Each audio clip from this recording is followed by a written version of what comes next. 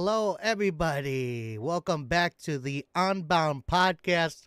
I'm Jay Morales. As always, I'm joined by my co-host, Revelation.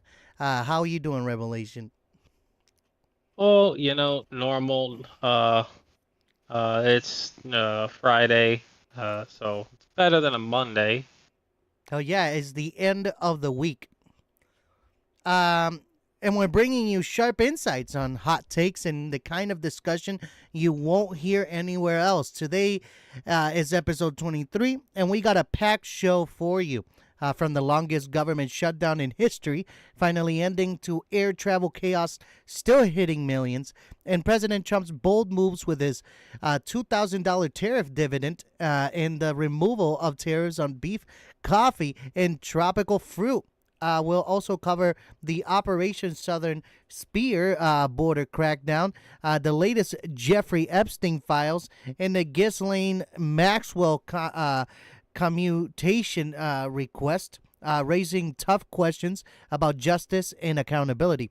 And of course, we'll end on a lighter note with John Cena becoming WWE Grand Slam champion and Bad Bunny winning Album of the Year at the 2025 Latin Grammys. So grab your coffee, buckle in, and let's unpack everything trending this week with a fresh perspective from both of us. Again, this is Unbound episode 23, guys. And happy Friday. Oh, and I think our good friend Revelations would like to let you know something about the question that he had left you on Wednesday. So I left you guys with some homework for any of you people that are in chat currently. I don't know if any of you guys are. We do. We got our Uh, good friend Eddie Weber. oh, good. So that means right now, currently, you have to answer for the homework, as you were the only one. Um, the homework was, what do you think about chicken and waffles?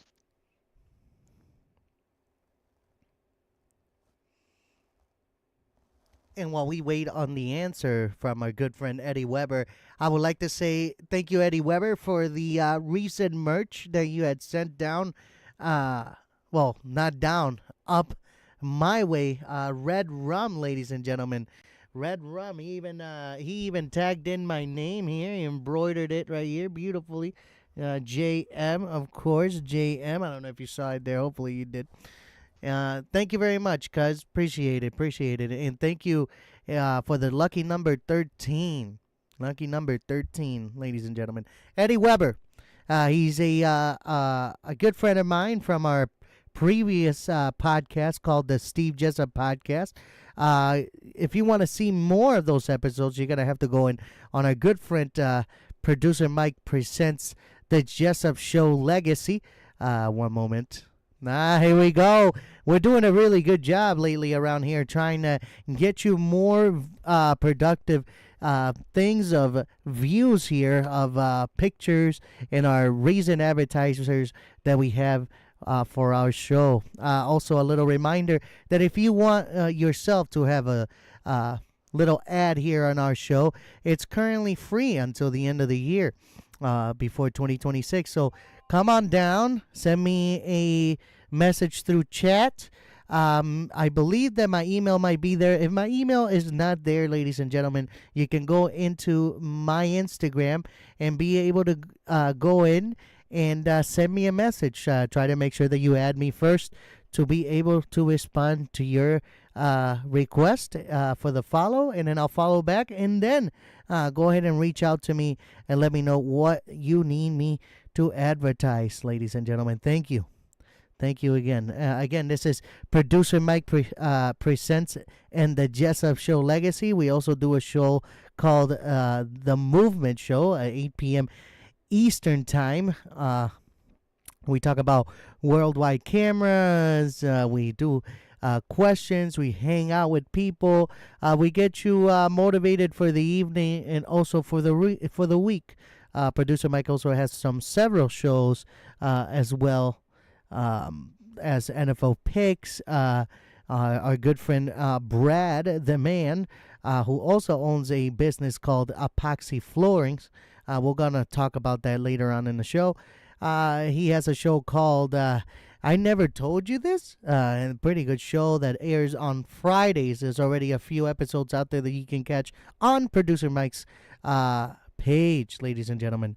But for now, before I get too carried away already on our sponsors, let's dive right into this.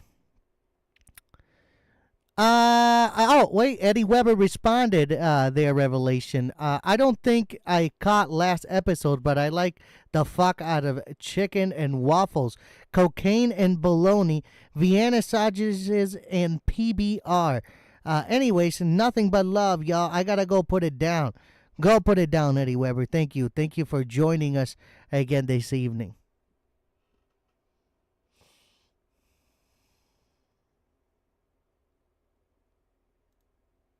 There we go. We're back in business, ladies and gentlemen. We're going to dive in. After 43 long days, the United States government has finally reopened, bringing up an end to what is now officially the longest shutdown in American history. The shutdown began October 1st when Congress failed to pass the annual spending bills or even temporary extensions to keep agencies funded.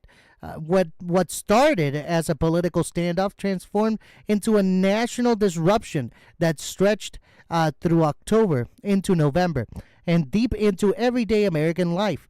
Federal workers were among the hardest to hit. Hundreds of thousands were either furloughed or forced to work without pay, many dipping into savings and taking temporary jobs just to stay afloat. Government services slowed to a crawl. National parks closed or operated without staffing. Food assistance programs faced delays. Airport lines thickened, and critical data releases were postponed. After 6 weeks, the strain was visible across nearly every sector. Through the breakthrough, the breakthrough came late Wednesday night when President Donald Trump signed the bipartisan funding package that had passed both chambers of Congress earlier that day. The House approved it in 222 to 209 vote after the Senate advanced it earlier in the week. The bill restores funding through January 30th of next year, while fully funding a handful of departments, including agriculture, veterans affairs, and the legislative branch for the rest of the fiscal year. Federal workers will receive full back pay for the time they missed, and agencies have been instructed to resume normal operations immediately. But this deal doesn't solve everything. One of the biggest unresolved issues is in the future expanded Affordable Care Act subsidies, which Democrats pushed to include, but Republicans kept out of the final agreement. The Senate promised a vote in December, but the House made no such commitment.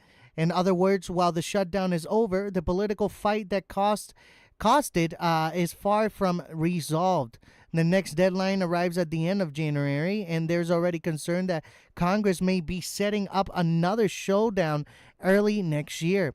Economists are still assessing the damage. 43 days without fully functioning federal government created ripple effects. Everything from delayed benefits to stalled research to millions of dollars lost by contractors and federal employees who cannot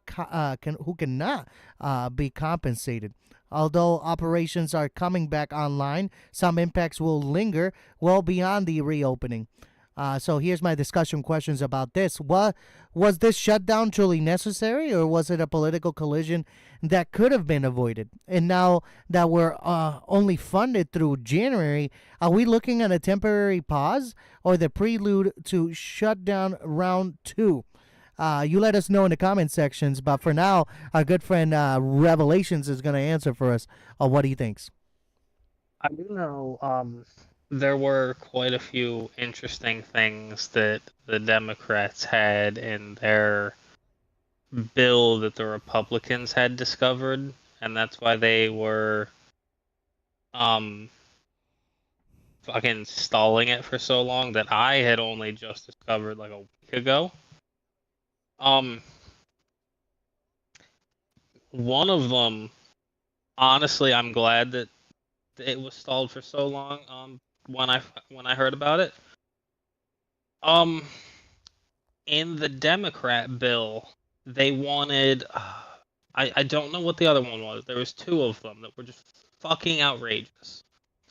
The biggest one that I just find utterly fucking stupid was like 400 some $1 million to LGBTQ organizations in sub-Sahara Africa, which means like the nations of like Uganda, Nigeria, Chad, like those kind of areas. Places where, and I shit you not, if they find out you're gay or like any of those kind of groups that are mentioned, you're killed. Yeah. So it either they're trying to get it that like they're trying to boost awareness in those countries, or something shady was going to be used with that kind of fucking money. Oh, I know what the second one was. It was $48 million was going for something for like illegal immigrants, like housing for illegal immigrants. Like that was like the month. So $448 million in total for just that two stuff was what they just kind of snuck in, and it was discovered. Okay. Yeah, and I just learned that last week. So I was, if you remember all that time before, I was like, hey, I don't want this to continue. It's stupid. And me learning that last week, I'm like, oh well, maybe there was a good reason for why they were just holding out all that time. Right. But maybe the Republicans had some weird shit in there too. I haven't found anything out on that, so I ain't saying theirs was perfect either. I'm just saying that's the only thing I found out on the Democrats. Yeah. Well, moving along. Moving from the government reopening now. Now we're gonna move into the air travel in the U.S. is still in shambles. Uh, Even with federal government back open and agencies scrambling to resume normal operations, America air travel system is still stuck in chaos. What was already in a fragile network before the shutdown has now been pushed to its limits. So sorry about that, ladies and gentlemen. I'm still feeling the effects of this sickness that I've had all week. And travelers across the country are feeling the impact every single day. The skies may be open, but the system beneath them is still cracked. During the 43-day shutdown, thousands of air traffic controllers and critical FAA personnel were forced to work without pay. Absenteeism skyrocketed. Some towers were reporting staffing shortages up to 40%, leaving airports stretched dangerously thin. As the crisis deepened, the FAA made a move that stunned the industry. They ordered nationwide flight reductions at 40 major airports, cutting scheduled flights by as much as 6%, and warning that the number could rise to the 10% if staffing didn't stabilize. That decision alone set off a wave of delays and cancellations that has rolled through the entire country. The numbers tell the story. In just one weekend, more than 11,000 flights were delayed, and nearly 3,000 were canceled outright. Major hubs like Atlanta, Chicago, New York, and Washington are still being hit the hardest. The very airports that need flawless coordination to keep national system functioning. Even now, after the shutdown has ended, the FAA says the restrictions will remain in place until they're confident the workforce can safely handle full capacity again. They erased the reduction slightly this week, lowering the cuts from 6% to 3, but emphasized that recovery won't be immediate. Airlines are urging patience. Aircraft are out of position. Crews are behind schedule, and the system is trying to restart while still limping from a month-long limp through partial operations. Aviation experts warn that this instability will almost certainly spill into the holiday season. The government reopens helps, but the backlog, delayed passengers, stranded planes, and exhausted staff cannot be cleared overnight. For travelers, the message is simple. Even though the shutdown is over, the turbulence is not. A single staffing glitches in one tower can still trigger a domino effect across the entire country. Many airlines are offering flexible rebooking options because they know the system is still fragile, and major airports are bracing for pressure as Thanksgiving approaches. What the FAA is dealing with now is not just staffing shortage; it's a system trying to reboot after 6 weeks of nonstop strain. So here's my discussion questions about this. With the aviation system this vulnerable, did the shutdown expose deeper weaknesses in America's air traffic infrastructure? And should travelers expect weeks of uncertainty before things finally settle back into place? Let us know in the comment section what you guys think. Revelation, give us your lowdown. I mean, there's honestly the two biggest things that I think have always been the problem, at least post 9/11, with the American flight industry has been one, we haven't updated how the air traffic control systems are.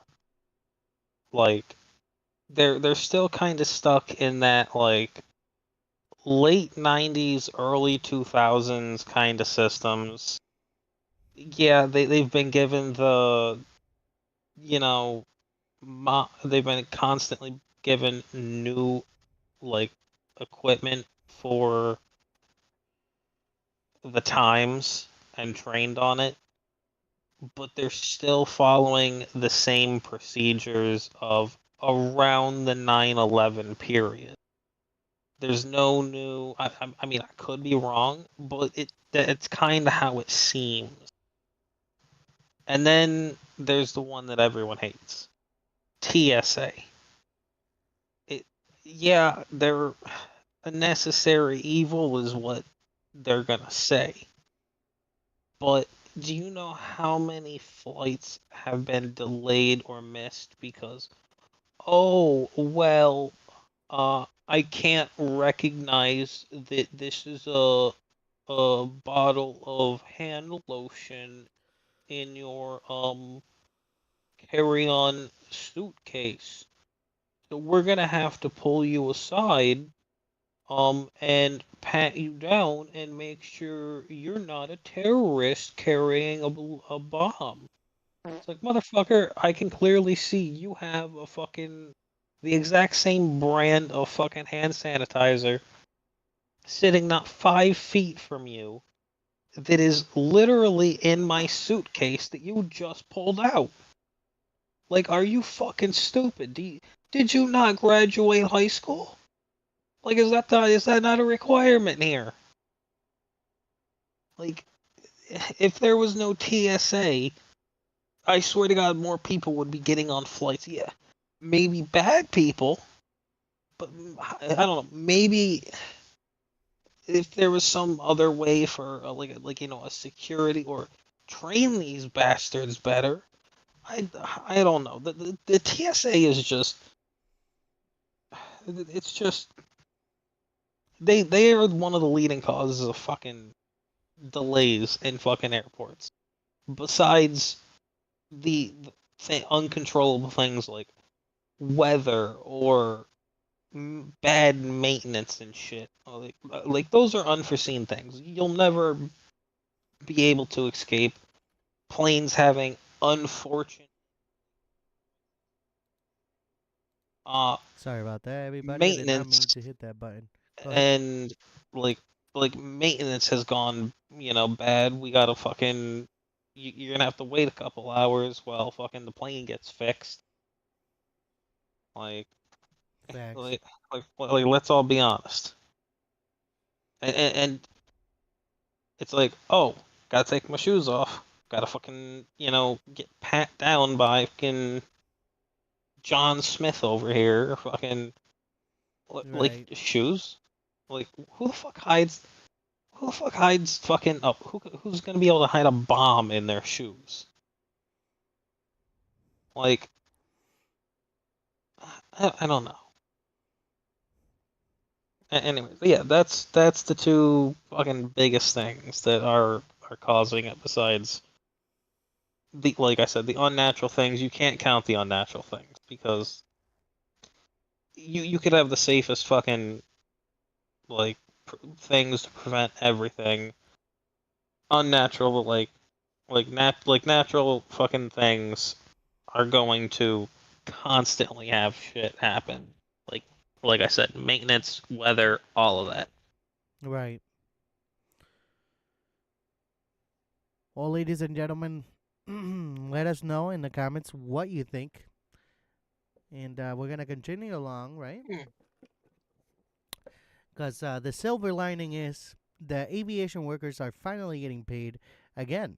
And that alone will help stabilize the workforce. But for now, if you're heading to the airport, bring patience, give yourself extra time, and be ready for a journey that may start long before you reach the runway. And talking about reaching runways, President Donald Trump has now executed one of the most aggressive federal border operations in modern U.S. history. The administration this week formally launched Operation Southern Spear, a sweeping multi agency crackdown designed to sharply reduce illegal crossings, dismantle smuggling networks, and restore what the White House is calling total operational control of the border. President Trump announced the operation during a televised address from the Oval Office, stating that the situation at the southern border had reached a point of national urgency that can no longer be tolerated. He emphasized that this move is not symbolic; it is the beginning of what he described as a complete reset of America's border security posture. Under his new initiative, thousands of federal personnel are being deployed, including specialized tactical units, additional Border Patrol agents, and newly reassigned National Guard support. The administration is also expanding surveillance, drone coverage, and rapid response teams capable of intercepting larger migrants' caravans before they reach major crossing points. Southern Spear is also, Southern Spears also includes a direct strike on cartel operations. The Department of Homeland Security confirmed that the operation authorizes new powers for intelligence sharing between the U.S., Mexico, and select Central American governments. Federal officials are framing it as a move not just to secure the border, but to disrupt the entire logistical chain behind human smuggling, drugs, and transnational crime. Early reports indicate that the administration plans to pursue additional measures in the coming days, including accelerated asylum screenings, expanded deportation flights, a new restrictions on repeat crossings. Critics, including immigrant rights advocates, are warning that the policies may violate humanitarian standards. Supporters counter that the country has reached a breaking point and that decisive action is overdue. The White House insists the operation is barely delivering measurable results through the independent data has not yet been released. President Trump has made it clear the southern spear isn't just the beginning, signaling more excessive actions are on the table if border numbers don't fall rapidly. So let us know in the comments. What do you think about this operation? Is it a good thing? Is it a bad thing? Is it something that uh, to do with ICE again? Let us know in the comments. We're just winging the questions for this one because the docket team did not submit any discussing questions to this. Thank you, docket team. The docket team. But I know Revelation's here because he's an OG of answering questions. What did you think about the article, and what is your opinion?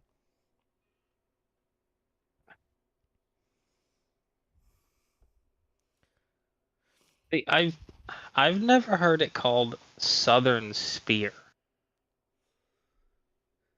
Like I've never heard it actually given an official like name. I just thought it was the border crisis. Yeah, they're calling it the Southern Spear. So they've given it like so it's now an actual operation. So I guess because I guess there's now they're giving massive priority to it since it's that's usually what happens when there's like they have an operation is it's no longer just oh hey we're gonna send some you know a little minor amount of troops here just in case things escalate. They usually at that point when it's an operation they send I mean it can range anywhere from like 3,000 to 5,000 troops minimum. But they'll usually send quite a sizable amount of vehicles, you know. So it's not just like I mean they won't send tanks, obviously.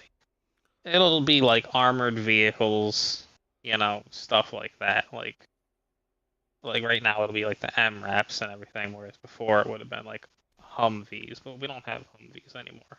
Yeah, right. So like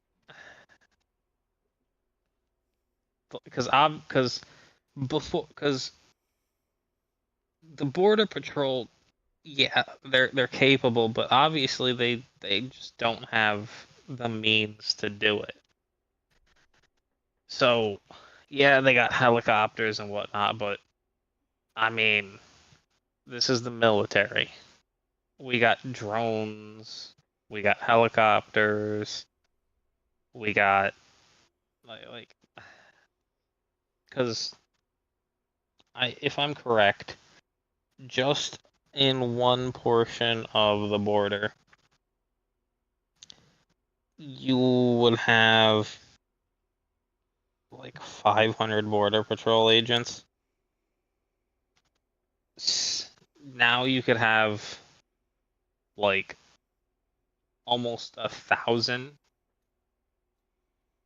there, which would significantly increase your chance of catching somebody, and that's just on the surface. Right. Everyone knows there's tunnels. Like you have, like you said, those specialized tactical teams. Definitely, they're using those in the tunnel. So, I mean, did it give a number that they sent, or did it just say they were sending people? Yeah, they were just sending people. Yep. That's pretty Oh, much it. so they didn't. I definitely would say they're sending quite a sizable amount. Probably less than 10,000. Because right now our whole entire focus is on, Dickbag McGee down in Venezuela. Yep, they're gonna. You'll see. But talking a little bit of shots fired. Congress releases new Jeffrey Epstein files this week. The Jeffrey Epstein saga continues to unfold in shocking new chapter. This week, Congress released a fresh set of documents related to Epstein's extensive network, shedding light on previously hidden details about his financial dealings, associates, and alleged crimes. The release comes amid renewed scrutiny of law enforcement agencies, oversight failures, and the influence of high profile figures who were tied to Epstein's operations.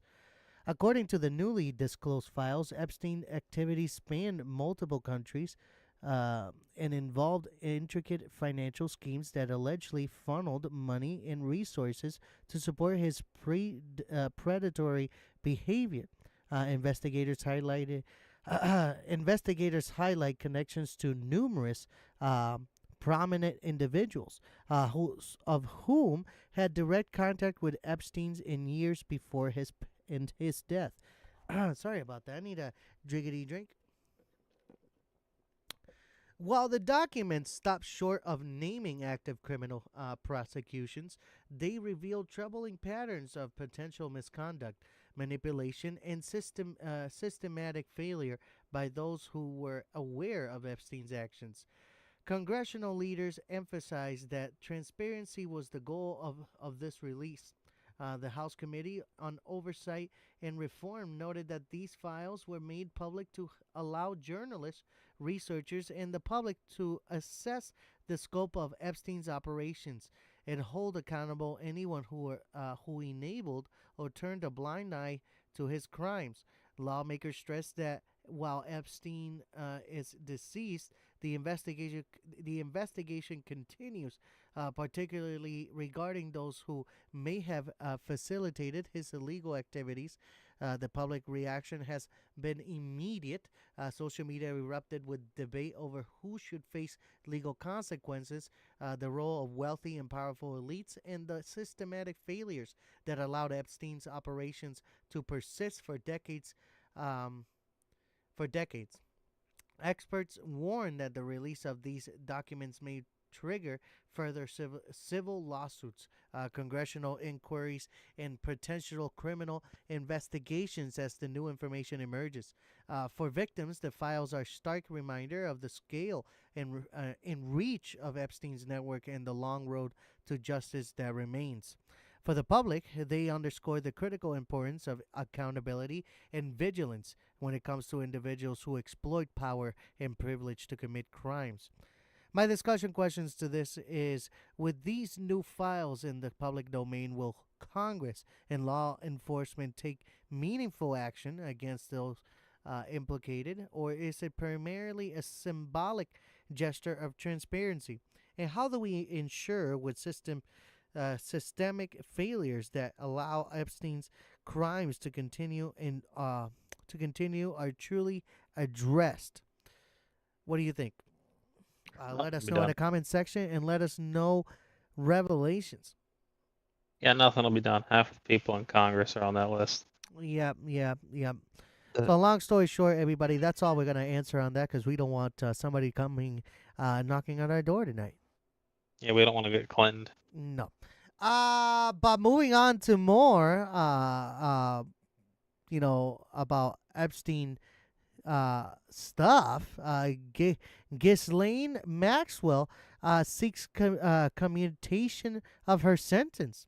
The British socialite and former associate of Jeffrey Epstein has formally requested a commutation of her prison sentence, reigniting a national attention on one of the most notorious cases of the past decade. Maxwell was convicted on multiple counts related to the sexual exploitation of minors, including conspiracy and sex trafficking, and is currently serving a 20-year sentence in a federal facility. Her legal team argues that her sentence is disproportionately long compared to other convicted of similar crimes, and that her age, health, and behavior in prisons should be considered in evaluating early release.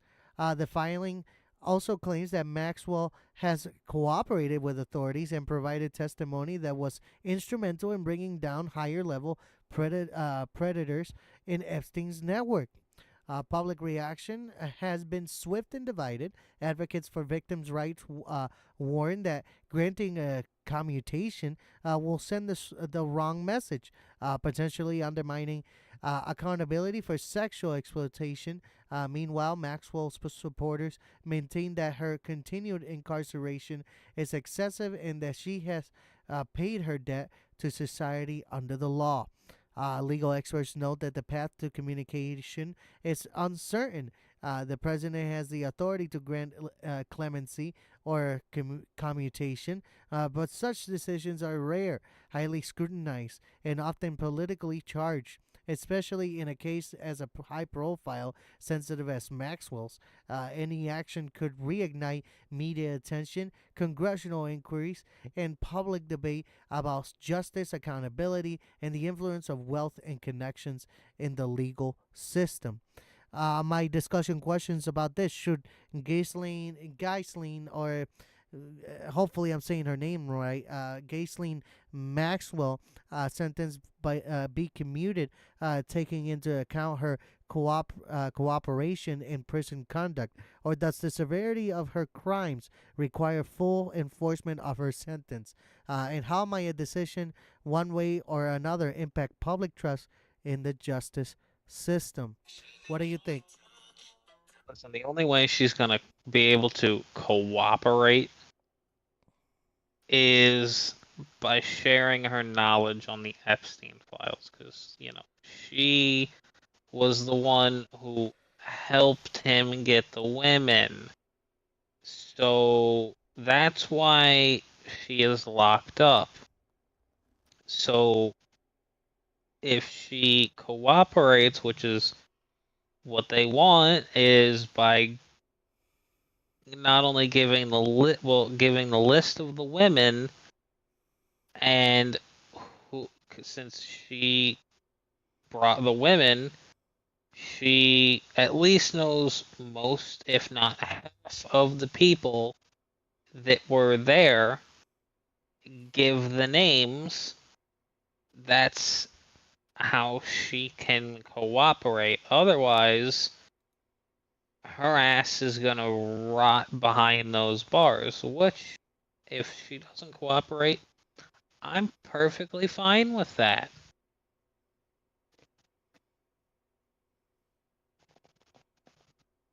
Because, if you're not gonna do the world a favor and, help get rid of help out and show the names of weird, creepy pedophiles, then hey, rot behind bars and then have the jail rot on top of you.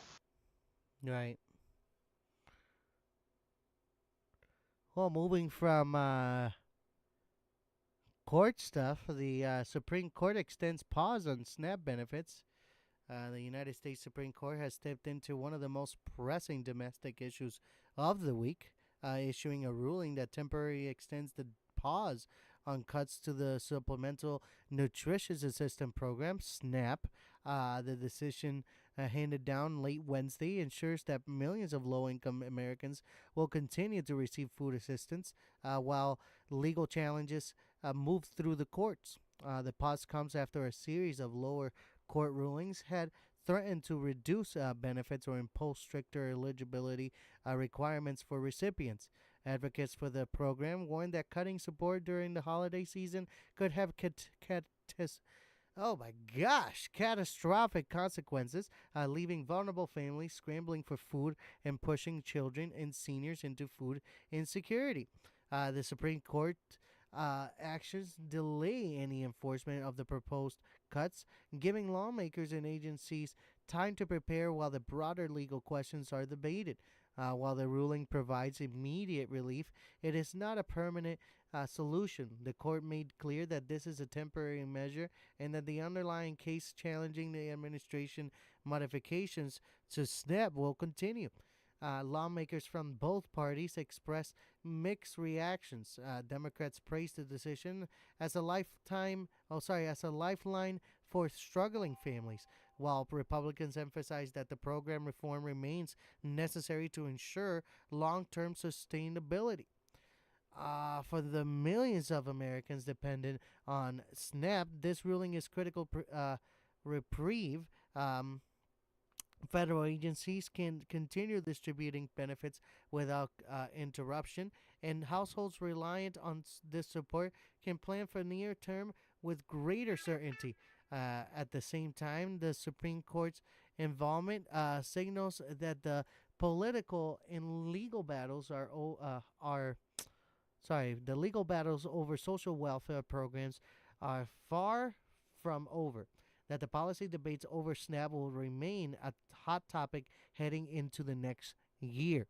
And my discussing questions to this goes: does the Supreme Court's temporary extension of SNAP benefits strike the right balance between protecting vulnerable Americans and addressing long-term program reform? And how might this ruling influence other social programs facing scrutiny or potential cuts? I do know. I forget where I saw it. That it said when the extension runs out, you like anyone who was on Snap beforehand, because of the government shutdown, is going to have to um reapply for it. Hmm, pretty much. Now, I don't know if that's confirmed or if they are trying to find a way to prevent that from happening. That I just saw the title of the head of that like article. I hope that's not actually true, but if it is, that's probably something that uh, you know, anyone who if you know anyone on Snap, you should probably warn them about. Facts. Facts. Let them know, ladies and gentlemen. Moving back to President Donald Trump. President Donald Trump is once again making headlines. This time, taking aim at the British Broadcasting Corporation. According to statements released this week, Trump has threatened legal action against BBC, claiming that the network misrepresented his recent comments during an interview about foreign policy and domestic issues. The controversy stems from a segment aired on the BBC flagship news program, sorry about that, in which Trump's remarks were presented alongside commentary he claims distorted his intentions. The president's legal team has indicated that they are exploring a defamation lawsuit, arguing that the broadcast deliberately misled the public and damaged the reputation of the office of the president. This isn't the first time Trump has publicly challenged a major news outlet. Over the years, the president has frequently criticized media organizations he believes are biased or unfair, framing these conflicts as part of the broader struggle over the truth in journalism. While legal experts know that the defamation suits against media organizations are notoriously difficult to win, the threat itself has already sparked debate about press freedom, media accountability, and sorry about this, in the limits of executive influence over reporting. The BBC responded by standing behind its reporting, asserting that the segment in question adhered to journalistic standards and accurately reflected that the president's statements. International observers are closely watching how the confrontation might influence relations between the U.S. and British media, especially at a time when Trump's administration is actively seeking to control narratives around foreign policy and domestic achievements. My discussion questions to this is: President Trump's threat to sue the BBC legitimate response to alleged misrepresentation, or is it part of a broader pattern of targeting media organizations? And what does this conflict reveal about the ongoing tensions between the presidency and the press? Let us know in the comment section, as always, ladies and gentlemen. Revelations, what do you got? Honestly,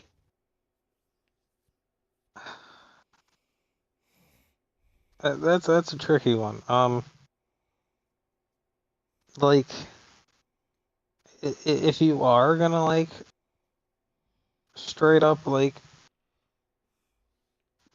you know fuck up like someone's career or like their name or like their achievements, stuff like that, then no matter who you are, but you have a wide reach, 100%, yeah, fucking sue their ass. I guess in the case of Trump and the BBC, if they did defame him, he has all rights to sue them. And I mean, the BBC has they really don't give a shit who you are or what you've done. They literally just they, I don't know how to put the BBC in a way that will be positive. Like they're just not good people. Like Right. all they care about is getting facts, and because you figure the BBC is the sole fucking like corporation that owns all the media in the UK. Which, if that's not a scary thing, I mean, you figure the news in Britain. There's BBC, so all the news comes from them. Any single entertainment, BBC. Any game shows, usually run from BBC. Like, the only non-BBC things are in Ireland. So,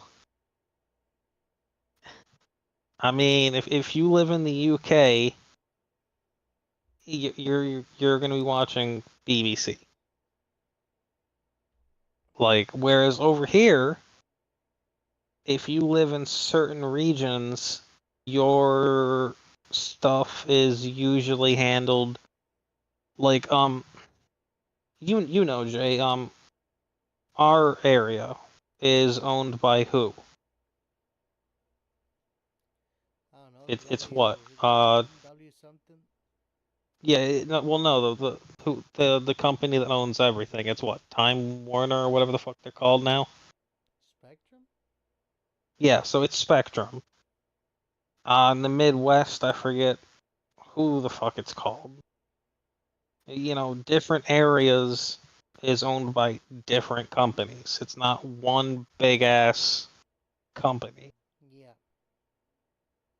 and they're all competing against each other. correct. So, and they each have different rules, but yeah, but they have to follow the FCC regulations, whereas the BBC doesn't have to. They're just bound by their own. But the point I'm trying to make with this is, you know, still, if you're defaming somebody, like let's say, oh, I find out that fucking some news anchor on fucking some like some like a fucking like a news anchor in Pittsburgh has been fucking spreading uh rumors about me, and people are starting to believe them that I fucking go around smashing windows in cars, right? And like using a baseball bat. And not only do I not smash windows, but not only do I not fucking own a baseball bat, I could take him to court, him or her, fucking, what I because I said news anchor, didn't specify. Yeah. I would then be able to sue said news anchor for defamation. Like that's how it would work. So it's whether you're tarnishing name, fucking reputation, and anything like that. I believe he's also done it with Fox and ABC as well, and I think he's won as well. How the one against BBC is gonna work, I don't really know because it's an international thing, and I'm not really sure who handles international fucking cases. But I, I don't know. Hopefully he fucking wins We will because see. We will I, see. I just don't like BBC. They're fucking asses, and I don't think anyone should control a whole entire fucking nation's media by themselves.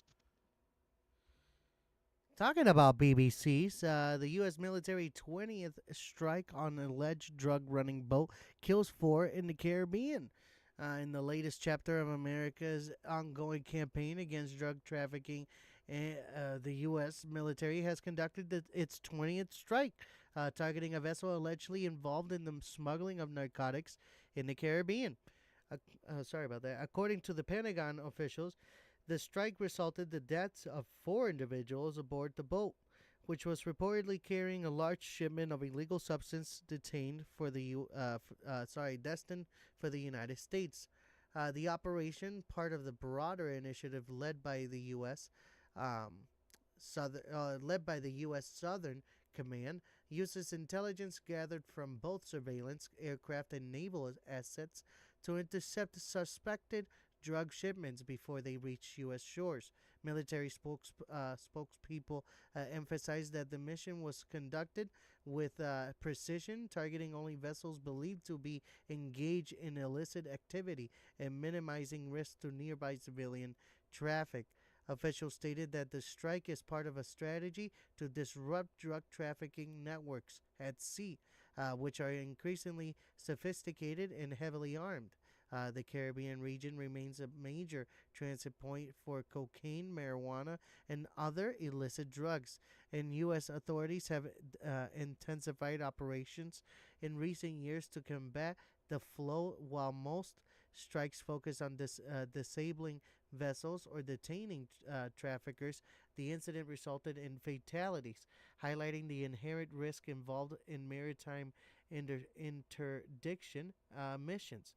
Reactions to the strike are mixed. Law enforcement and anti narcotics officials praise the operation as a necessary step to protect public safety and reduce availability of illegal drugs in U.S. markets.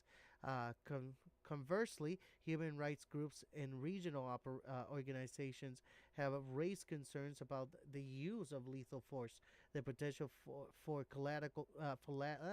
collateral damage, and the transparency of U.S. military operations in international waters. Um, the strikes also raise questions about accountability, oversight, and the long term effectiveness of military action in curbing the drug trade. Critics argue that while these operations may disrupt shipments temporarily, they do little to address the underlying demand for drugs or the socio-economic conditions that drive trafficking proponents. Counter that without active interdiction, traffickers face little consequence, and the flow of illicit substances would be even greater. For the U.S., the strike represents both a tactical success and a sobering reminder of the complex challenges posed by drug smuggling in the Caribbean.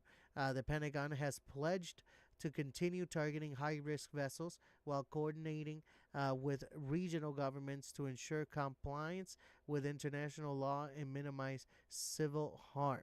My discussion questions is: do U.S. military strikes on suspected drug running vessels effectively reduce the flow of illegal drugs, or do they escalate? They risk escalating violence and creating further instability in the region? And how should the U.S. balance aggressive interdiction with international law and human rights considerations? Let us know in the comment sections what you think. Revelation, what do you think?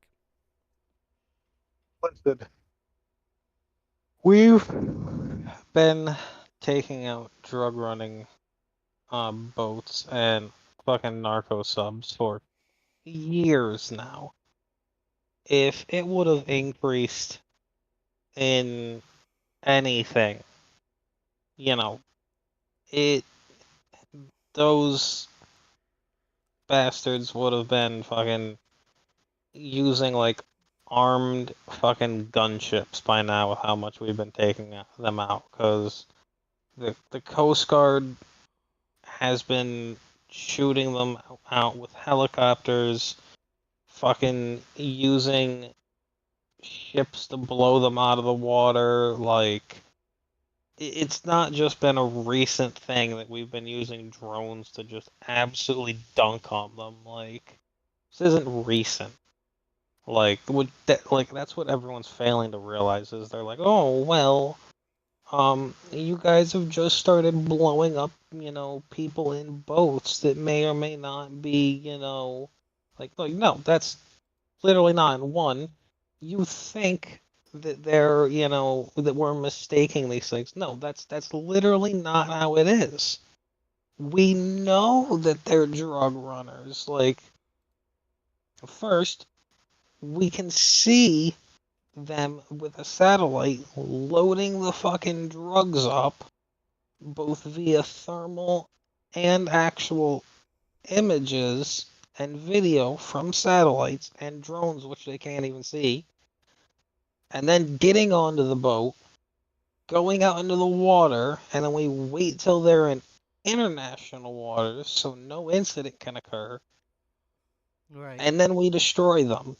Because if it was in whatever, like, country's waters, and we would destroy them, then it would be an actual incident. Because then that nation could claim, oh well, it was a boat full of blah blah blah blah blah or something.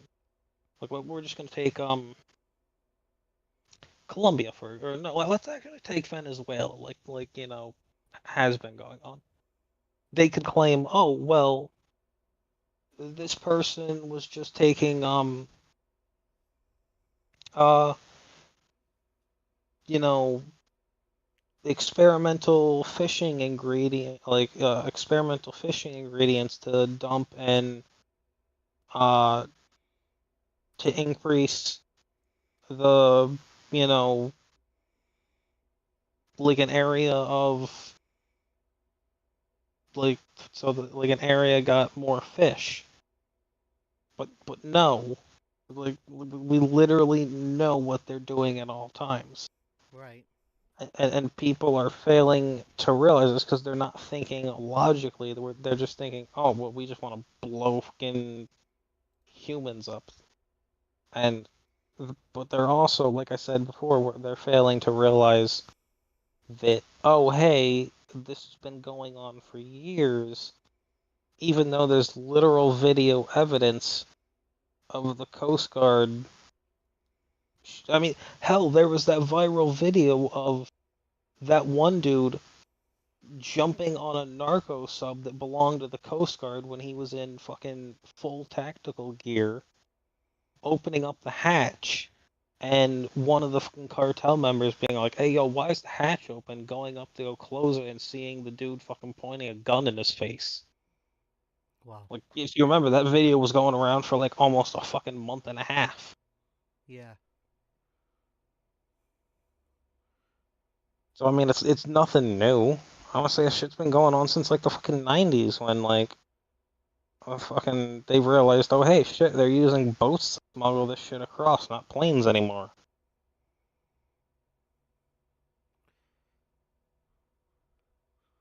So don't be surprised, folks. There's always going to be a problem with drugs. It won't always be through boat. It's going to be through anyway. Yeah, started with planes.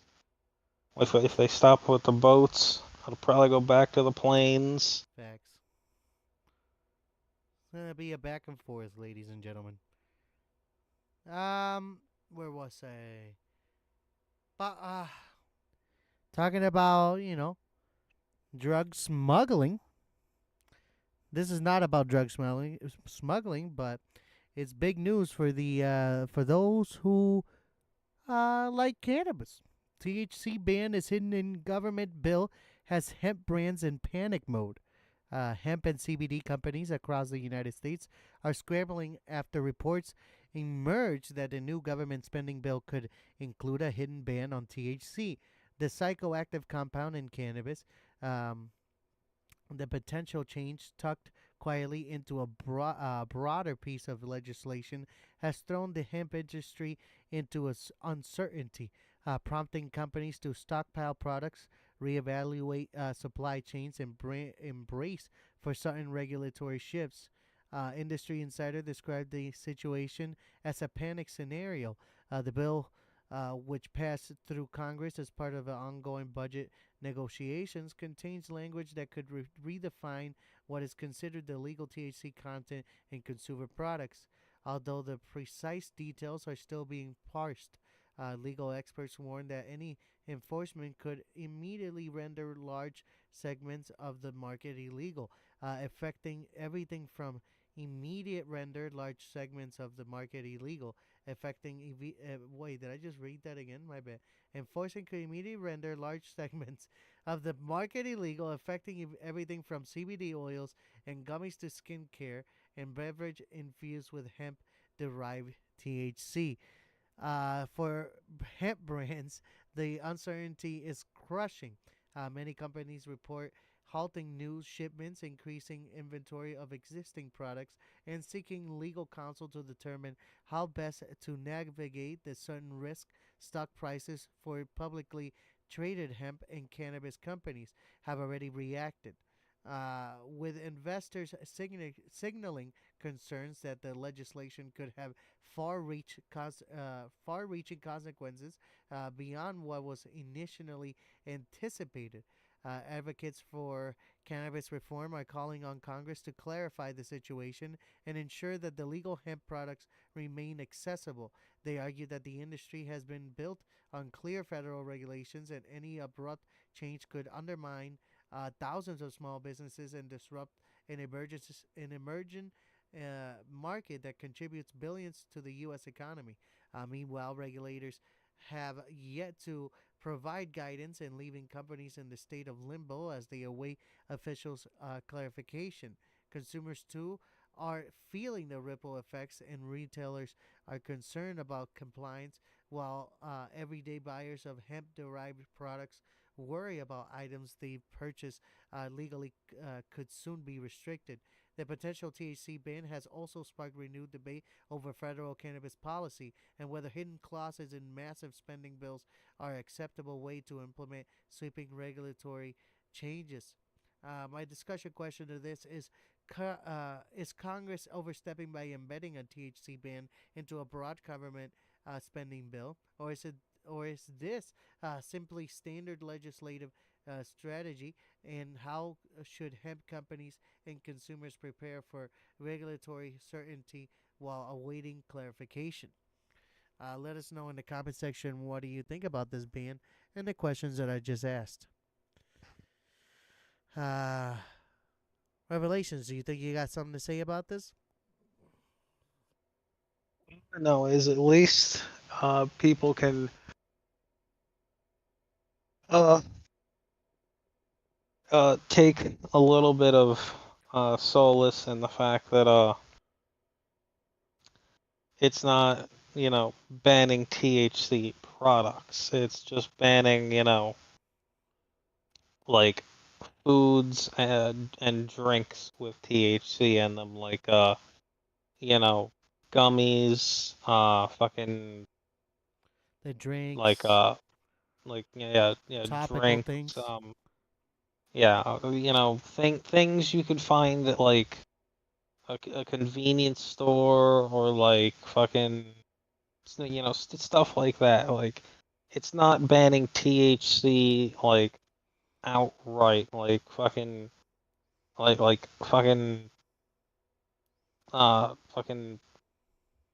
pens type whatever those things are with THC in them, like fucking and anything like that, like specialty stuff with THC.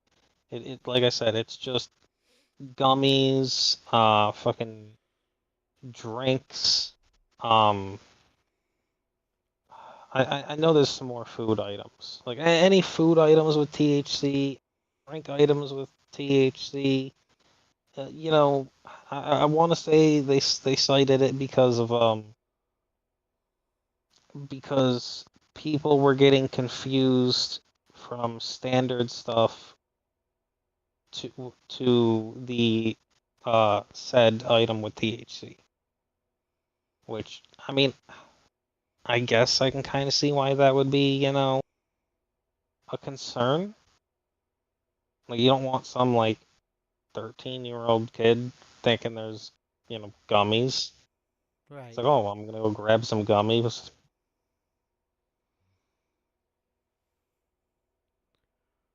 right. and just instead yoinking a fucking thing of THC gummies and just get absolutely plastered. Well, not anymore after 2026, ladies and gentlemen. Better stock up on that pod and and edibles and stuff like that, ladies and gentlemen. Again, keyword, you can still get pot and THC, stuff, just not food and drink. Well, they gotta be careful now because now we're moving on to the next segment, still about marijuana. Marijuana users now visiting national parks and other public lands may want to think twice before lighting up. The U.S. Attorney for Wyoming has announced a new initiative to crack down on cannabis possession and distribution on federal lands, signaling a stricter enforcement approach despite growing legalization in several states. According to the prosecutor's office, the campaign will target both recreational and commercial use of marijuana in national parks, forests, and other federally managed lands. Officials argue that the federal statutes uh, still prohibit possession and sale of cannabis on these lands, and that prior leniency has contributed to increased violations, littering, and safety concerns. The office emphasized that rangers and federal law enforcement will have full backing of prosecutors to pursue citations and criminal charge where appropriate. The announcement has caused concerns among visitors, state lawmakers, and tourism officials, particularly in states like Wyoming, where cannabis laws are complex and public land usage is high. Recreational users and hemp businesses alike are weighing the potential legal risks, especially in popular destinations such as Yellowstone and Grand Teton national parks, where millions of visitors arrive each year. Legal experts note that this crackdown highlights the ongoing tensions between state level legalization and federal law enforcement authority. While several states have legalized cannabis for recreational or medical use, federal land falls under exclusive federal jurisdiction, creating a patchwork of enforcement policies that can be confusing for the public. Tour operators and park services are now tasked with educating visitors about the stricter enforcement, even as states continue to allow legal use in nearby jurisdictions. For the public, the warning is clear. Possession or distribution of cannabis on federal lands is no longer a gray area. Prosecutors have pledged that this campaign will be robust and that offenders may face serious penalties, including fines, criminal charges, and even jail time in extreme cases. Visitors are encouraged to know the rules, act responsibly, and respect federal regulations while enjoying America's national treasures. My discussion questions to this is: does this crackdown strike the right balance between enforcing federal law and respecting state legalization, or does it unfairly target visitors and small businesses? And how might this approach shape future federal enforcement policies on public lands? Let us know in the comment sections. What do you think? Revelation, take it over. Listen, I'm 100% in support of that. I don't give and I will fucking die on that hill, because they're national parks. Um, you literally should be there for the sights and the experience, not for, whatever drugs you want to bring in, whatever alcohol you want to bring in, or whatever food you want to bring in. Case in point, before I get to that, because they could, like, when you litter, like it says in that, it could quite literally um damage any of the national parks if the rangers don't catch the, litter, and especially cigarettes or weed if it's in a heavily forested area. There's the extreme possibility of a fire, especially in Yellowstone where there's a lot of dry grass. Um, and the damage. I don't know if you remember a year or two. I think it was 2 years ago, maybe bordering on three. Um, in the Grand Canyon, somebody dropped a bag of fucking Cheetos into the very bottom of the Grand Canyon, where there's like this little cave system, where it has its own little like fucking like Like biome. um yeah, like its little own biome, and has for like, almost fucking like 4,000 some years. Like, and it was untouched by fucking humans. And fucking as soon as that bag of Cheetos went into there, completely damaged it and changed the fucking like biome and everything. Wow. All because somebody just threw that bag of Cheetos. Now you see why I don't like. I hate fucking, like, you're literally, some of these places you gotta pay a massive amount of money to go to, and you're just like, fuck it, I'ma damage it, or I'm a litter. Like, just fucking go for the sights and the experience. That's literally what you're there for. Well, I'm gonna Like, tell you something. It's like when I went to go to the falls. There's garbage all throughout that walkway. oh yeah, I know, 100%. Yeah, I've been there before. Like, there's a lot of fucking, like, it's, I even seen things go over the water. You know? yeah. No respect. No respect. Let us know in the comment sections. Uh, and talking about garbage, and a significant aim at easing the burden of American households. Grant President Donald Trump. Sorry, Revelation. President Donald Trump announced this week the removal of tariffs on a Damn, I've been several. outed. You've been outed like so many times, not by me only. You got you and last week you and Dab were like going ham, and you guys kept saying each other's name. I'm like, oh my god, these people. Ladies and gentlemen, revelation. Uh, President Donald Trump announced this week that the removal of tariffs on several major imports, including beef, coffee, and tropical fruits. The decision comes amid rising grocery costs, a concern that has dominated headlines and weighed weighted heavily on consumers across the nation. White House officials framed the measure as part of a broader economic strategy to fight inflation and make everyday essentials more affordable for families. These tariffs have initially implemented as a part of a prior trade negotiations and protectionist policies had increased the cost of imported goods and contributed to higher prices in supermarkets. Coffee drinkers, meat lovers, and shoppers of imported fruits such as bananas, mangoes, and pineapples have all felt the pinch. By eliminating the tariffs, the administration aims to reduce costs for retailers who can potentially pass savings on the consumer onto the consumers.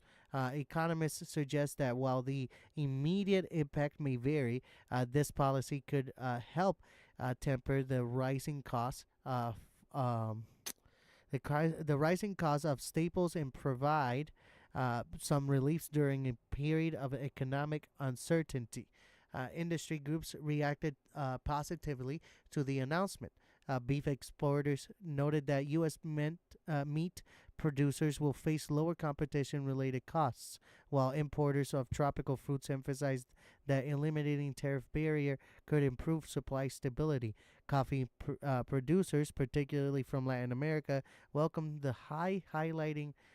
welcome the move, highlighting that that American demand for beans have been partially constrained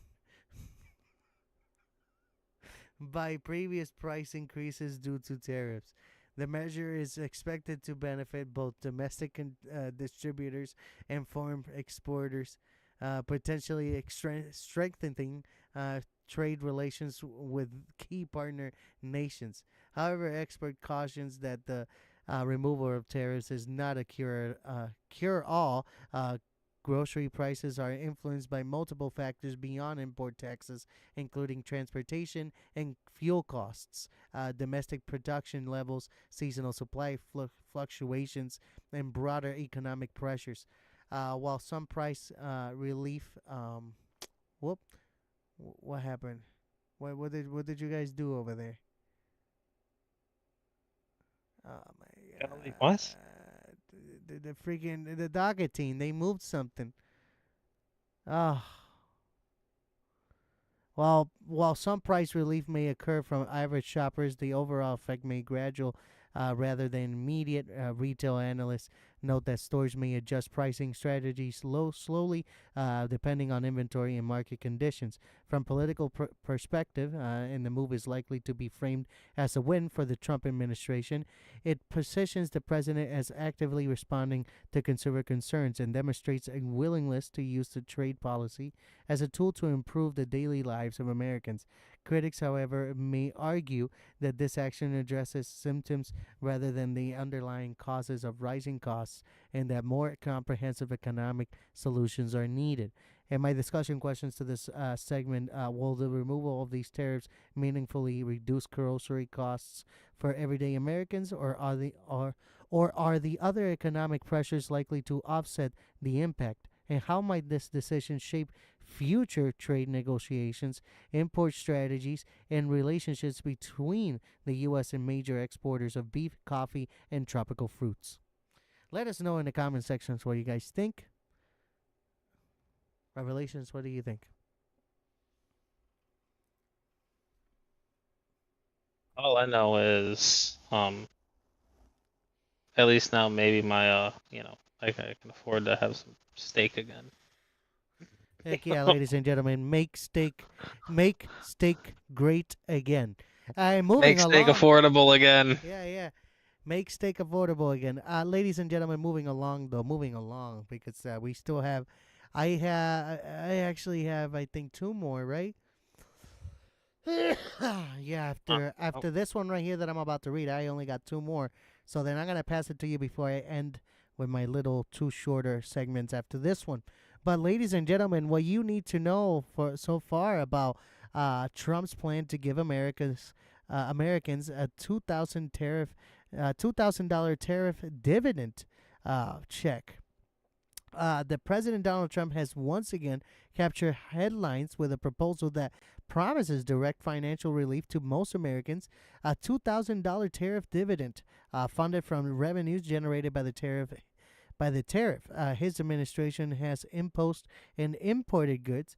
The announcement made through a statement on Truth Social and reinforced in White House briefing frames the dividend as a reward for Americans' households and a tool to reduce the national debt, uh, all while highlighting the economic impact of tariffs on U.S. trade policy. Sorry about that. Trump described the plan as a payment to our middle income people and lower income people, um, while explicitly excluding high earners. Through the administration has not yet clarified where the income threshold will be set or how dependents and children will be treated. The president emphasized that the funds come from revenue collected through tariffs, which he frames as direct way to redistribute money earned from foreign trade back to the American people. Tariffs have been a hallmark of the Trump administration, particularly aimed to China and other countries where the U.S. claims trade practices are unfair. The import taxes on goods like steel, electronics, coffee, tropical fruits, and other commodities generate billions in federal revenue each year. The proposed tariff dividend seeks to leverage that revenue in a way that directly benefits households, essentially converting what was previously government income into consumer cash or equivalent financial relief. According to Treasury officials, the current revenue from tariffs totals roughly 195 billion over the past fiscal year, while significant economists note that figure falls short of what would be required to provide 2,000 to tens of millions of Americans, suggesting that the plan would either need additional funding sources or require careful structuring, possibly through tax credits or staggered payments. If implemented, the dividend could provide a temporary boost to household spending, particularly among middle and lower income Americans.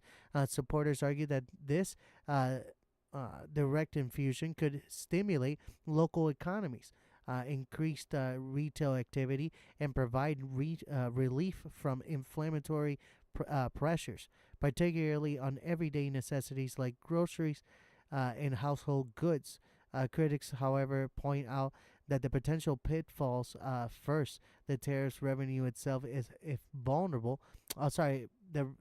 The tariff revenue itself is vulnerable to legal challenges. Several tariffs are currently under review by the Supreme Court, and any decision to resign or reduce them could eliminate the projected revenue entirely. Second, tariffs inherently raised the cost of imported goods, meaning that even with a dividend, consumers may not see the net benefit if product prices remain high. Finally, there is uncertainty over the mechanics. Whether the dividend would be delivered as a direct cash payment, tax credit, or another form of relief remains unclear. Economists also caution about the long-term fiscal implications. Providing 2,000 per eligible person could cost hundreds of billions annually, potentially exacerbating the federal deficit if tariffs are insufficient to cover the payouts. While the plan is politically appealing, it raises complex questions about sustainability and the actual impact on household finances.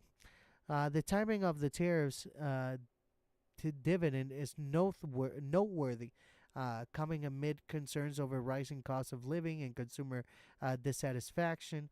The policy can be seen as a strategic move to bolster Trump's image as a leader responsive to everyday economic struggles. It also signals a continuation of his administration focus on using tariffs as both an economic and political tool, blending trade policy with direct consumer benefits. Yet the plan also faces legislative and legal hurdles. Congress must approve any large scale distribution of funds or changes to the tax systems to make the dividend a reality.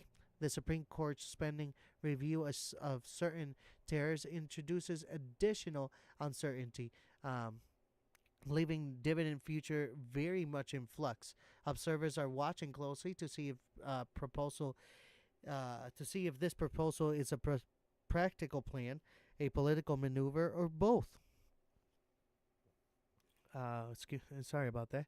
Beyond immediate household impact, the tariff dividend spikes discussion about role of tariff in modern U.S. economic policy. Should tariffs serve primarily a tool to protect domestic industries, or do they also act as a source of revenue for social benefits? Trump's plan is testing this concept in real time, proposing a direct link between trade enforcement and consumer payouts, an approach unprecedented in modern economic policy.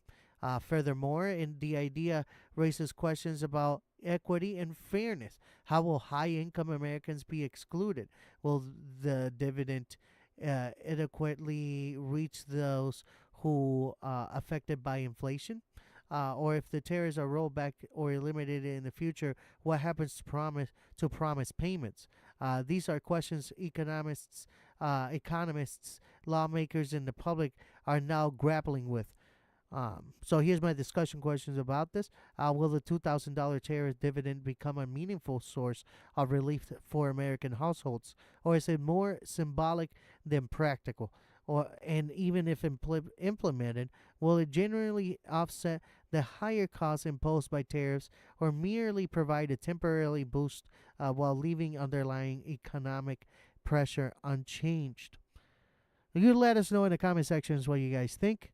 Revelation, what do you think before we move on to your segment?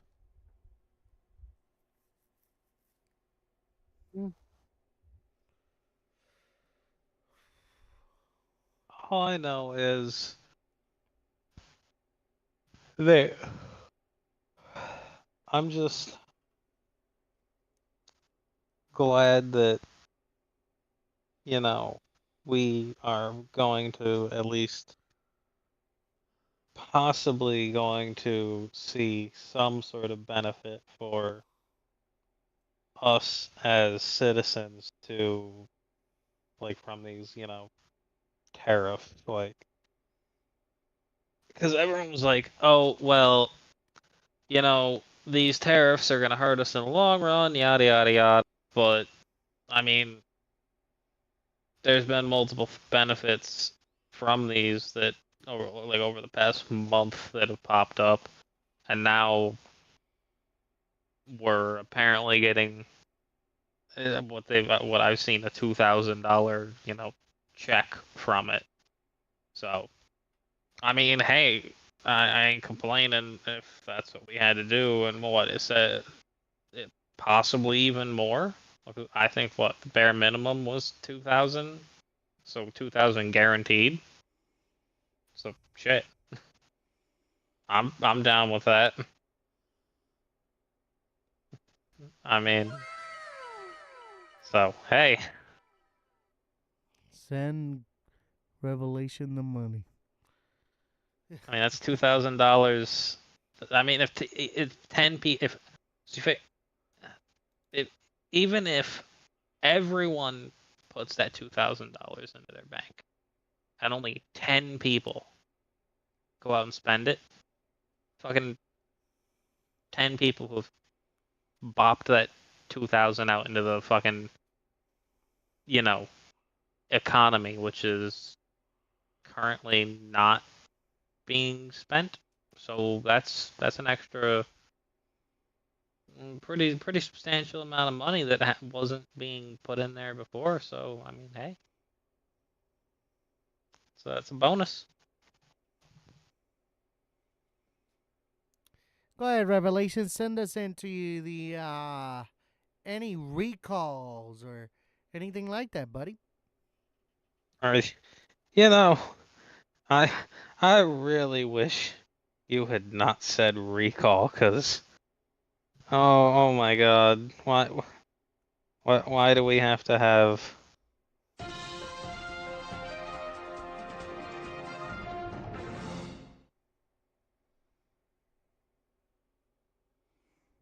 What the, did it? Ladies and gentlemen, that little segment is brought to you by. SC Johnson, a family company. Hold on, I think docket team fucked up. SC Johnson, a family company. Well, Sir Revelation fixes that up. We're gonna go straight to our sponsor, the Caville. The Caville Hotel and Tavern down in Kleinfeltersville, Pennsylvania. Address 2647 Heidelberg Avenue. Phone number 717-949-8413. Operation hours are Wednesday to Sunday, 4 to 9. Wednesday and Thursday, 4 to 10. Friday, Saturday, 12 to 10. Sunday, 12 to 8. Go check out Seth and Jamie for the best food in town, Kleinfeltersville, Pennsylvania. They'll treat you like family there. Make sure to give them a call for any reservations, for any big parties that you're going to be bringing in there. And also, a little reminder, the place is not a hotel. It used to be a hotel. Now it's just a nice bar and tavern, ladies and gentlemen. Taking it back to our good friend Revelations. Okay, so Made Fresh Salads Inc., based in New York, issued a voluntary recall for two products on October the 15th due to the potential contamination. The FDA later issued a Class 1 risk classification for the recall on November 13th. A Class 1 risk classification, one of three, represents a situation in which there is reasonable probability that the use of or exposure to a volatile product will cause serious adverse health consequences or death, according to the FDA. The FDA warns that Listeria are disease-causing bacteria that can cause listeriosis infection if consumed in contaminated food. These are the things are the products affected by the recall are the following: Lowboy brand tuna deluxe salad, sell by date 10/20/24. Lowboy brand macaroni salad, sell by date 10/20/25. The products were packaged in 5-pound white plastic tubs and were distributed to retail stores across New York. As of November 13th, no illnesses had been reported by the FDA in connection with the consumption of the recalled products. The FDA said that pregnant women, unborn or newborn babies, adults adults over the age of 65, and those with weakened immune systems are high-risk groups susceptible to serious and adverse effects of listeriosis. Symptoms of listeriosis during pregnancy may be mild or even go unnoticed, but can lead to severe outcomes such as miscarriage, stillbirth, premature delivery, or life-threatening infection of the newborn, the agency said. You should immediately consult with your healthcare provider if you suspect you've delivered symptoms that resemble a listeriosis infection. Um, what else does it say here? Those are just, again, more things like the that are about the symptoms. The recall is listed as ongoing according to the FDA. Consumers who purchase the affected product should not consume them. Okay. Yep, that was the end of that article. And since Docket Team has screwed up, we try and find the um other one. While he finds the other one, folks, we're gonna move to our second sponsor of our show. Atlas Epoxy Floors. You can contact them at 203-496-6386, or you can also email them at brad.kelly at atlasepoxyfloors.com.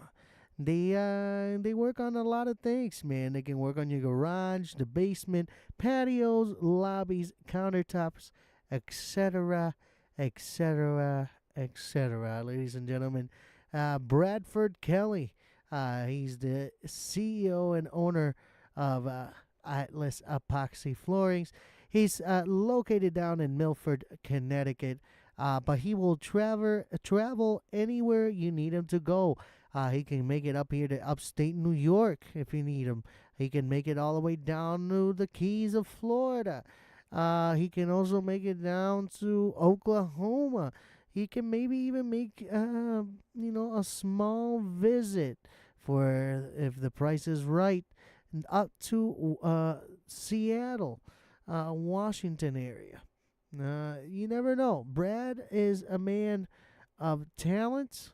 The epoxy floors come with a lifetime warranty on them. So make sure you hit up our good friend Bradford Kelly.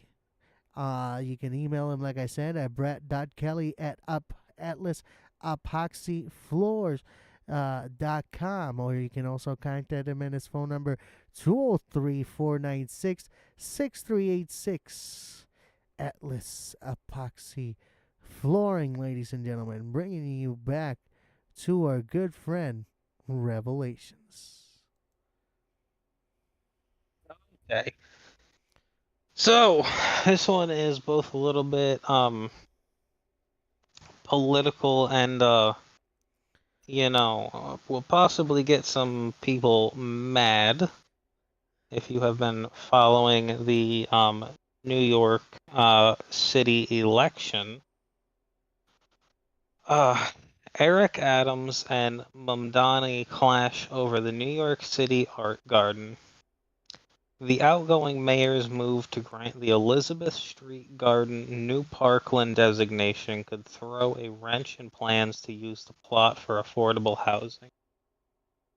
New York City's outgoing mayor, Eric Adams, has designated the long embattled Elizabeth Street Garden as parkland.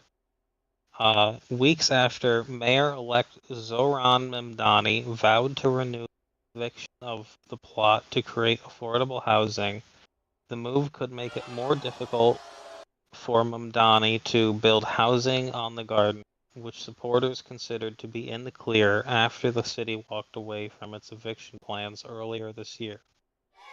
In a November 6 letter reviewed by Hyperallergic, Department of Citywide Administration Services Commissioner Louis Molina said that the city unequivocally and permanently dedicated the plot to public use as parkland. The letter sent to Parks and Recreational Commissioner Iris Rodriguez Rosa said the city's housing authority would transfer management of the property to the Parks Department upon completion of a licensing agreement.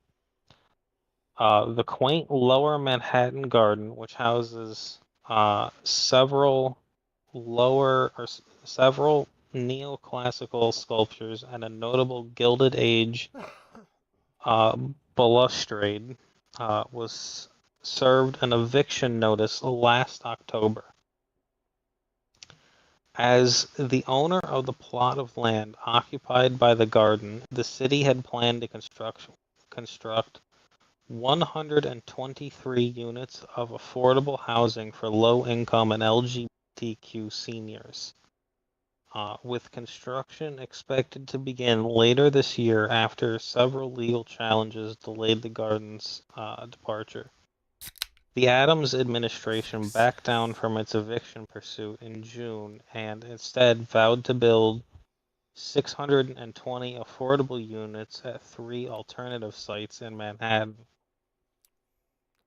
The Garden's advocates celebrated the city's reversal as a win, culminating a years-long debacle, but in a rapid-fire interview with Hellgate last month, then-candidate Mamdani said he would evict the Garden within his first year in office.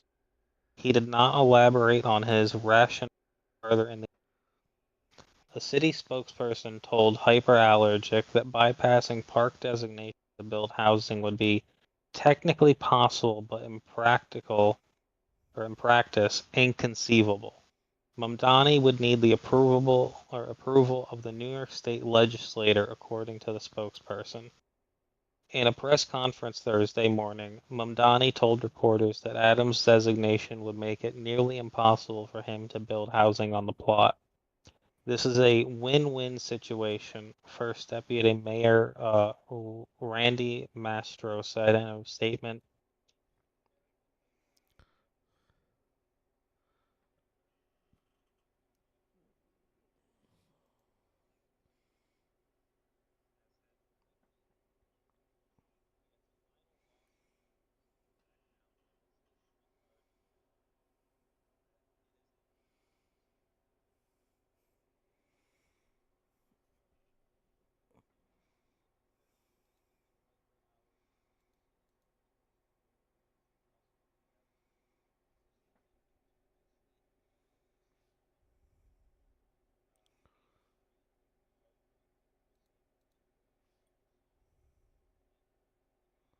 Options, the spokesperson said at the time.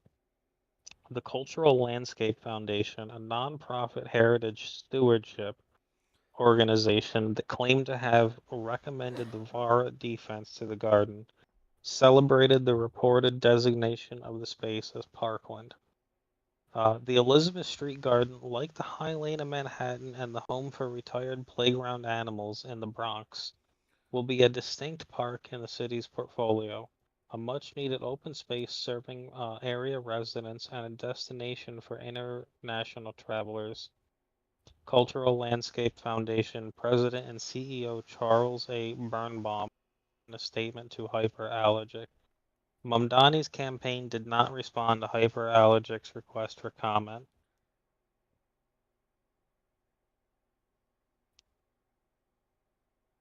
So, yeah. Personally,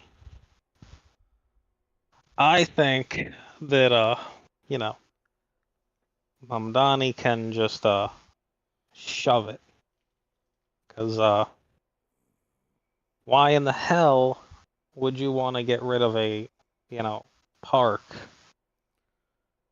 Right. in a city when, you know, like, yeah, sure, your city has Central Park, but not everyone has access to Central Park. So, like, you know, like and considering that there was three fucking, what do you call it, affordable housing places built in that area Yeah, yeah, yeah. already, you don't need to build another one. So, and what gets me even more is it's like, oh, well, I'm being interviewed, so I'm just gonna tell them straight up what I'm do, and I'm also not gonna tell them why I'm doing it. They're just gonna have to, It's Figure like, it out. no wonder everyone fucking hates this dude. How he got elected, I'll fucking never know. You got anything else for us, buddy? Um, Unfortunately, no, I don't. There really wasn't that much good Ladies to. and gentlemen, that was a very good friend of ours. Revelations time. Hell yeah. Where did it? There it is.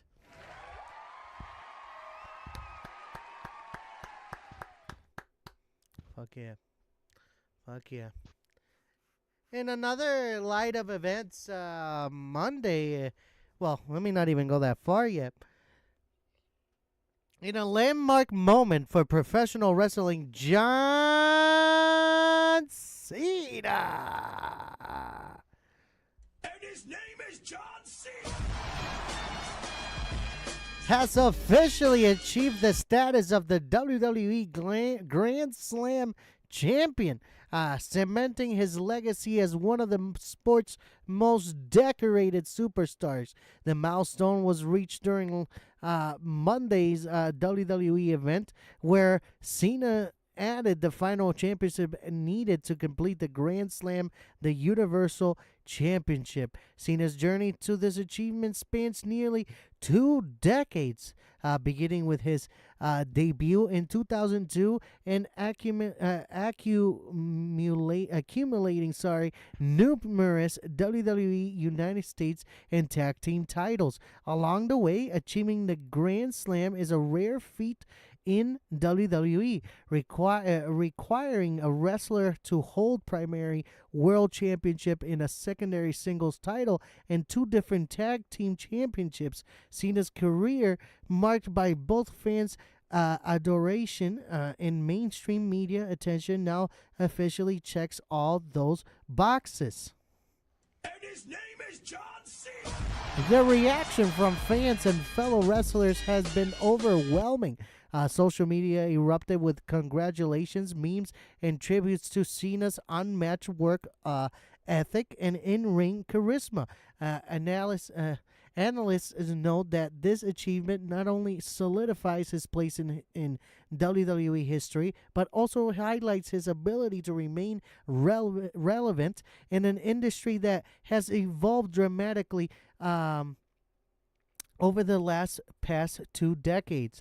From broader perspective, Cena's accomplishment underscores WWE's ongoing emphasis on legacy and history, celebrating wrestlers who have contributed to the company's growth and international recognition. Cena himself took to the mic after the match, expressing gratitude to his fans, peers, room to debate legacy and one in a sport that consistently evolves with new talent. And how will this milestone influence the next generation of wrestlers striving for similar achievements?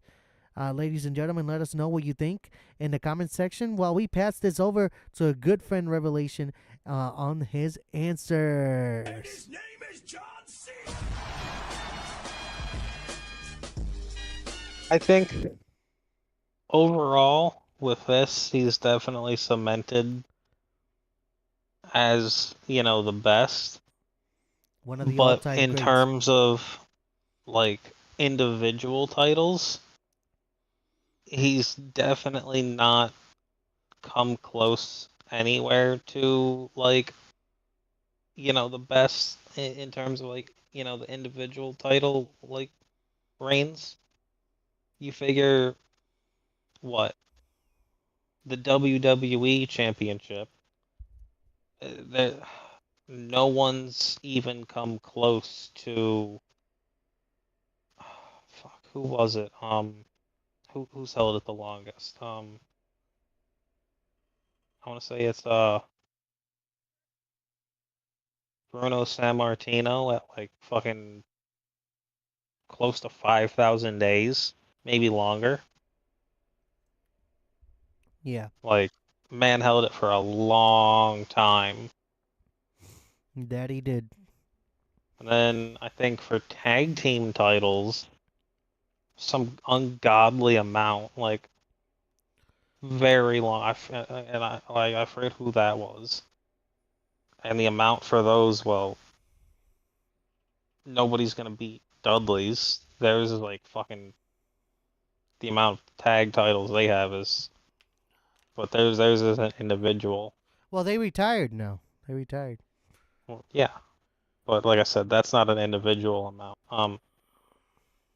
But one thing I think he should do on his, if he still is holding the Intercontinental, on his when he comes for his very last fucking um, show, I straight up think he should come out to his um Doctor of Thugonomics theme, Ah, yeah, yeah. That sounds bomb. That sounds cool. because then it would be full circle. Facts. Like, could you imagine? So, the person that's in the ring, is like, okay, yeah, I gotta face John Cena and everything. They're expecting, full ass John Cena, typical, like, never give up, fucking, like, neon colored, whatever, fucking, thing and whatnot. The whole, and his name is John Cena, fucking, theme comes on, whatnot, blah, blah, blah, blah, blah. And he comes down, typical whole entire thing.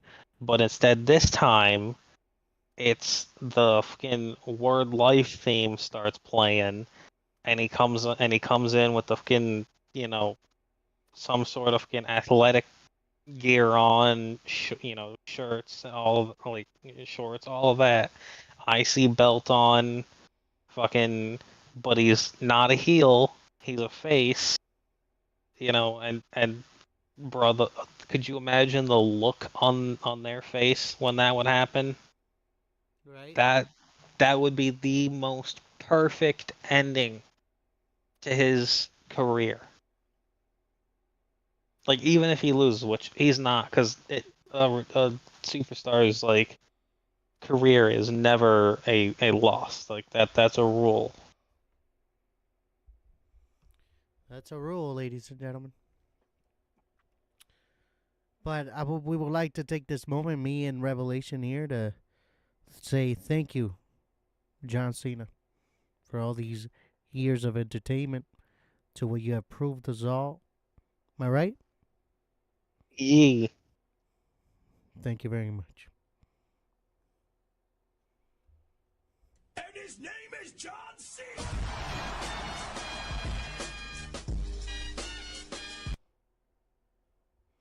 But moving from John Cena, big news over the this week. I think it was yesterday.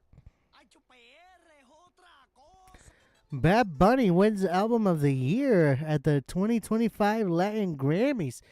The Puerto Rican superstar Bad Bunny made history at the 2025 Latin Grammy Awards, winning Album of the Year and capping an electrifying night of music, culture, and celebration. The award, one of the most prestigious in Latin music, recognizes the impact, artistry, and global reach of his latest work, solidifying Bad Bunny's status as a cultural icon. The ceremony, held in Las Vegas, featured high energy performances, surprises, collaborations, and emotional tributes. But it was Bad Bunny who stole the show. Fans and critics alike praised his innovative sound, blending reggaeton, trap, and Latin pop with socially conscious lyrics that resonate worldwide. His acceptance speech highlighted gratitude for his fans, team, and Puerto Rican roots, acknowledging how far Latin music has come and the doors artists like him have opened for the next generation. Bad Bunny's win is more than just personal milestone. It marks a cultural movement. Cultural moment. Latin music continues to dominate global charts, and artists like him are proving that language is no barrier to universal appeal. The album's success also underscores the growing influence of streaming platforms, social media, and cross genre collaboration in shaping modern music consumptions. The response from fans was immediate and overwhelming, with social media buzzing with hashtags, celebratory posts, and trending clips from the ceremony. Industry insiders point out that Bad Bunny's recognition not only honors his artistry, but also elevates Latin music as a force in mainstream entertainment, inspiring both established and emerging artists. My discussion questions to this: does Bad Bunny Album of the Year win signal a turning point for Latin music influence in the global industry, or is it part of a larger ongoing trend of Latin artists breaking barriers? I think the man is succeeded everybody, of every upcoming artist in the last, few decades. But let's never forget those that Latin person to sing the Star Spangled Banner in its own way, opening the doors to many others as well, singing them in their own rendition, like, oh my God, Whitney Houston. Many, many, many, many, many people have sang it in their own way. Let's see here. And how might this achievement inspire other artists in the genre to innovate and push creative boundaries? I think that all of us have a taste of what everything that came out, of mainstream music. I believe that once this new younger generation, listens to the old up to the new now, they're gonna be very creative on what they come up with.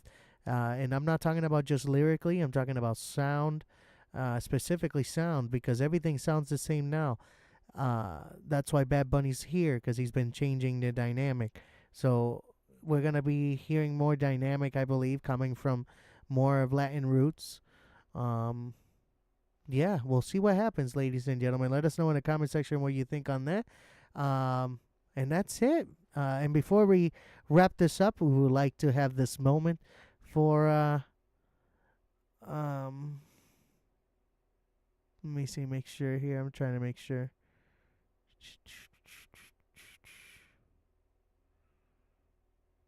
Yeah, before we wrap this up, then yeah, thank you, Docket Team. Before we wrap this up, we're going to pass it over to Revelations to give you a daily reminder.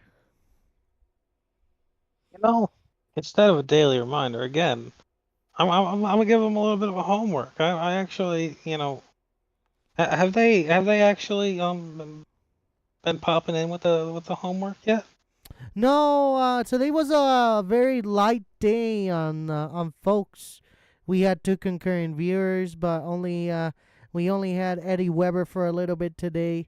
We really had a light day today. I think we need to stop taking these hiatus even when we're sick. Okay. Well, still, I'm gonna give them a You give us the little bit of homework. I'm gonna give them a little bit of a homework. So it's November 15th. Okay. So everyone, considering it is fast approaching Thanksgiving. It was only 10 days, maybe or 11 days. I'm a little bit off in days department now and then.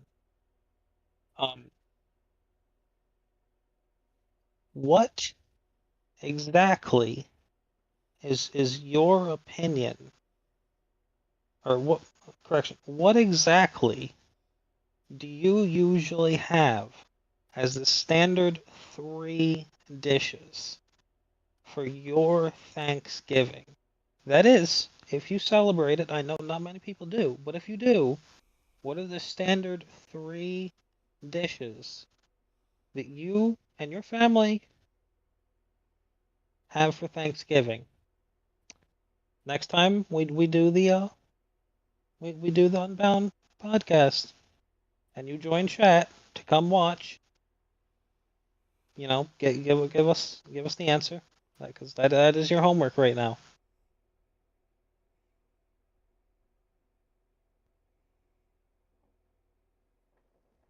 Ladies and gentlemen, that was your homework. Your daily homework at that, ladies and gentlemen. Make sure that you let us know in the comment section, in the chat. This Monday, and let us know your main three dishes. Your main three dishes, correct? Yep. Whether Well, or not you want to include turkey with that, that is up to you. Considering I know a lot of people do turkey as a standard, or you can just, not include it and just write three things as a side dish as your three standards. Totally up to you. But there's got to be three things as standards. right. Man, I love it. I love it when I'm never ready. Give me a Are we second. ever? No, we're never ready. Thank you to our good friends. There we go. We're getting somewhere. We're getting somewhere.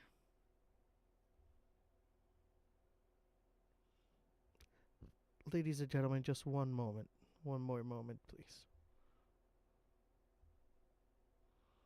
Okay. Now, with all that, ladies and gentlemen, remember that our show, that's what I should have said while I was doing this. Our show was brought to you by our good friends, the Kayville Hotel and Tavern, located in Feltersville, Pennsylvania. Make sure to go try their peanut butter and jelly burger and many great other food choices. Also, Atlas Epoxy Floors, Bradford Kelly, 203-496-6386 for any epoxy floors needs, ladies and gentlemen, or more. You can also contact them at brad.kelly@atlasepoxyfloors.com. And also, last but not least, our good friend producer Mike presents and the Jessup Show Legacy channel. I'm on a show with him. I am the co-host, Jay Morales, called The Movement, where we go on Tuesdays at 8 p.m. Eastern Time. We talk about many things, so make sure you come in and tune in, and please subscribe and hit that bell. Also for our show as well, subscribe and hit the bell. And ladies and gentlemen, that wraps up for today's episode of the Unbound Podcast. We've covered it all, from the historic 43-day government shutdown finally ending to an ongoing chaos in the air travel, the latest on Jeffrey Epstein and Ghislaine Maxwell, Supreme Court's decision, Trump's latest economic moves, and of course the biggest comments in sports and entertainment with John Cena's Grand Slam and Bad Bunny's Latin Grammy win. Whether it's politics, policy, or pop culture, we've broken it down so you can stay informed, entertained, and ahead of the conversation. Remember, even when the headlines are intense, taking a moment to step back, reflect, and stay engaged is key. Thanks for tuning in, everyone. Your support means the world. Make sure to subscribe, leave a review, and share this episode so we can keep on Unbound going strong. Before we fully let you go, we want to remind all of our listeners that your mental health matters. If someone you know or is struggling, or you are struggling, you can reach out to a trained counselor anytime at 988 Suicide and Crisis Lifeline or 1-800-799-SAFE. That is 7233 for domestic violence support. You are not alone, and there's help available. Take care of yourselves. Stay informed. Stay unbound. We'll see you next time on next episode 24 this Monday at 10 p.m. Eastern Time. Make sure you got your 3 dishes answer and say your goodbyes, Revelation. You are just tuning in while you are getting ready for work.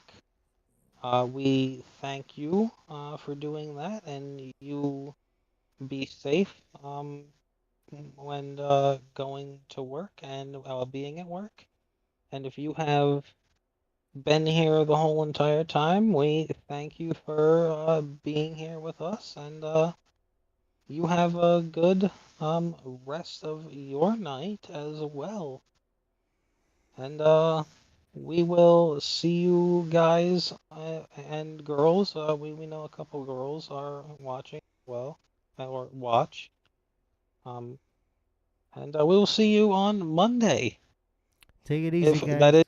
that is if Jay doesn't have his 103-degree fever and cat on his lap again. Let us know in the comment section what you thought of that AI video, ladies and gentlemen. With that, we're gonna leave you with our good friends Tempest. Oh my God, what was the name of the song? But You're the one that gets it. oh my God, Willingness to Fail. From the album The Sun and the Moon, ladies and gentlemen. Have a good evening. Have a good weekend. Stay safe. Don't drink and drive. We'll catch you Monday.